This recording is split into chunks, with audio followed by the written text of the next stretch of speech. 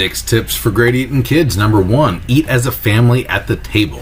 Eating as a family at the same table builds stability, consistency, and structure in the family. In addition to structure and stability, it gives a ton of opportunity for communication, time we rarely get anymore. Uninterrupted, focused time on the individual people in the family. We get to hear about each other's days, we get to laugh, joke, cry, and hear about the wins and losses we experience. In addition, kids get to watch and learn how mom and dad interact and discuss family members, how they eat. The little ones pick up on what the older ones, including parents, are doing. When we boil it down to the basics, kids are simply copycats, and they want to be like their older siblings and their parents.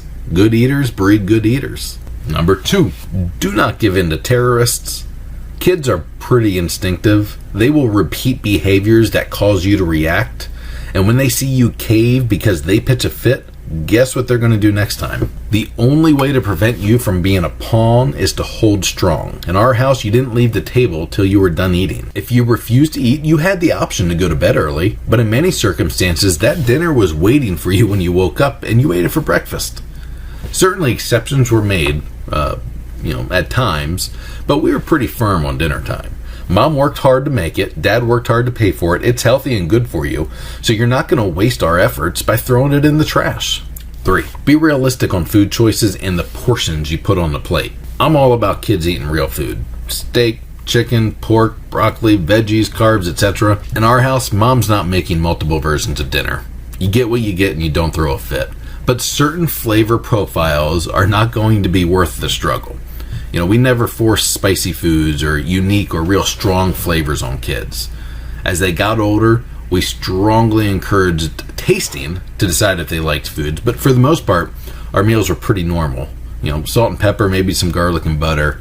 We never forced spicy Indian, raw sushi, or real complex flavors, but we did have them taste those, usually. We were realistic in that sense. But we also had chicken strips, hot dogs, and french fry nights. At the same time, we need to not overserve their plates. If we're going to be strict on clearing the plates, then I would rather them ask for seconds than have to fight them to eat more than they really can.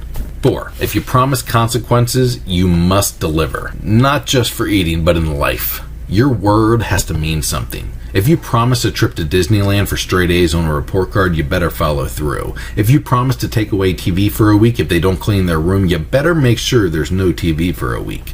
Too many parents are not willing to follow through because it's hard on them. I've got news for you. It matters. It's important. Parenting requires some sacrifice. 5, use clever recipes to disguise less popular food. So, I'm personally not a huge fan of this method, but I'm not enough to be against it. I don't think we ever did this in our house. If we made smoothies and casseroles, but it wasn't an intentional way to work vegetables in. Our kids just had to eat their vegetables. But I've seen some interesting recipes, mostly involving someone chopping up veggies real fine and adding them to scrambled eggs or some sort of casserole. And it's not a terrible idea. And I'll admit, I've seen some kids that are really committed to making eating a challenge on their parents. So especially if you're cracking down on this later than earlier, disguising might be a strong option to try. But we do need to eventually get to a point where kids will eat real food. 6. Didn't I say there was 5? No, I said there were 6. 6. Don't be offended when they dip everything in ketchup and proclaim it to be good. And this one hurts me the most. Ketchup. Come on. That's a nice steak. I'm insulted when you use steak sauce, but ketchup?